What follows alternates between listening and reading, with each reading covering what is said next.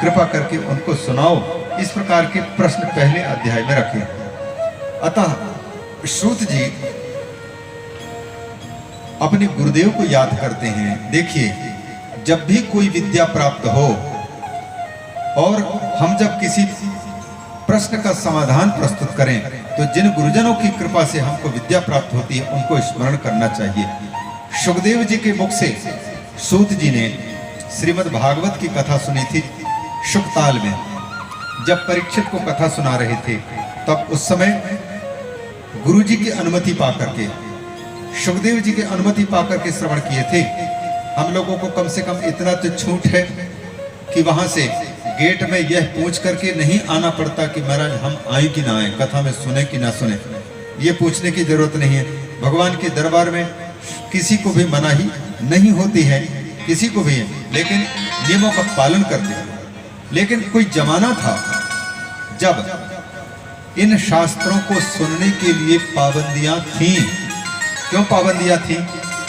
क्योंकि जिन लोगों को सुनाना है उनकी शर्तें, सुनने की योग्यता उनमें है कि नहीं पहले देखा जाए।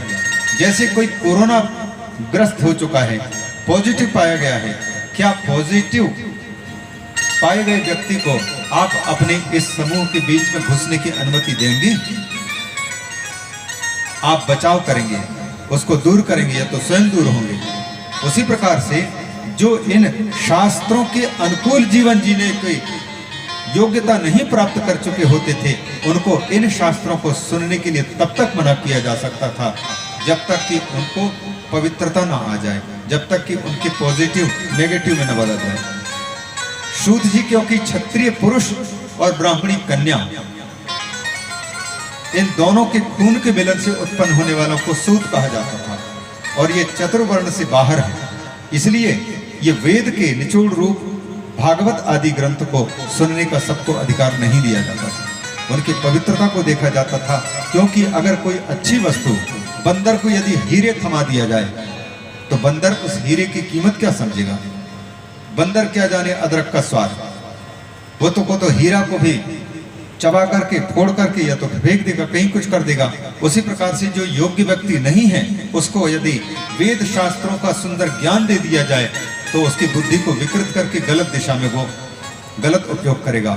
जैसे मनुष्य को सद्बुद्धि भी है, बुद्धि है, लेकिन बुद्धि का उपयोग वो सद्बुद्धि के रूप में नहीं कर रहा है, दुर्बुद्धि के रूप में कर रहा है। तभी तो वो एक देश को खत्म करके उस पर कब्जा जमाने की बात सोचता है। तभी तो वो कोरोना वायरस प्रकट करके और पूरे विश्व के लोगों को समाप्त करके एक छत्र साम्राज्य बनाने की कोशिश कर रहा है। अगर दुर्बुद्धि नहीं होती तो फिर ये भावना ही क्यों आती? ये दुर्बुद्धि आती। तो सुबुद्धि, दुर्बुद्धि, ये दोनों के दोनों बड़े खतरनाक हैं। सूत जी, ये सूत, ये क्योंकि उस समय पर जो वैदिक संस्कार जिनके होते थे, यज्ञोपवीत आदि, उन्हीं को इन शास्त्रों का अध्ययन करने का अधिकार होता था। क्योंकि ये जो विद्या है, हमने कल निवेदन किया, कुत्ता भी यदि कहीं बैठता है तो अपने पांव से पहले जमीन को झाड़ लेता है कि उसमें कोई खराब कचरा तो नहीं है जो हमको हमारे शरीर के नुकसान पहुंचाता हो। पांव से, कभी पूंछ से झाड़ करके उस जगह में बैठता है। तो ये तो विद्या है, ये तो भगवान है। भगवान भी अगर किसी चित्त में बैठना चाहेंगे तो वहां की साफ सुथरा जगह देखना चाहेंगे, नहीं तो गलत जगह में अगर अच्छी चीज पड़ गई तो नुकसान भी कर सकता है, उल्टा। यही कारण है कि इन शास्त्रों के अध्ययन की परंपरा को रक्षित करने वाले वेद पाठी ब्राह्मण लोग वेद के शिक्षण उन लोगों को नहीं दिया करते थे जिनके यज्ञोपवीत संस्कार नहीं होता था, गायत्री मंत्र नहीं मिलता था। गायत्री मंत्र का जप और यज्ञोपवीत संस्कार जिनका हो चुका है, उन लोगों को इन शास्त्रीय ज्ञान की प्राप्ति का अधिकार है और उन्हीं में ये ठीक ठीक से पच पाएगी, नहीं तो ये नुकसान करेगी। सिंघनी के दूध आप लोगों में से नहीं देखा, हमने भी नहीं देखा, पर सिंघनी के दूध को कहा जाता है दूसरे बर्तन में यदि रखोगे तो वो बर्तन को फाड़ करके निकल जाएगी। दूध उसको रखने के लिए, टिकाए रखना है तो सिंघनी के दूध को रखने के लिए सोने का बर्तन चाहिए। सोने के बर्तन में ही टिकता है, नहीं तो सबको फाड़ के रख देता है, इतना तेज होता है।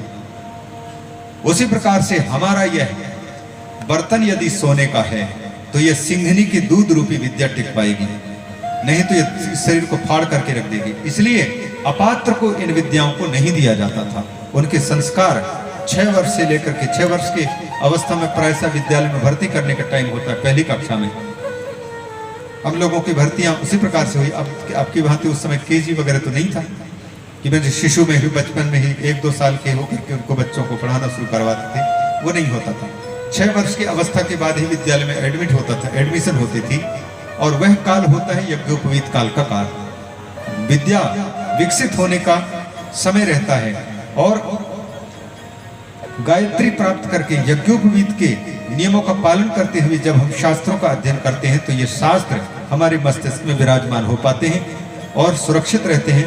दुर्बुद्धि उत्पन्न नहीं होने देते ये शास्त्र, नहीं तो ये कुबुद्धि को ही जन्म देते हैं, उल्टे उपयोग करवाएंगे।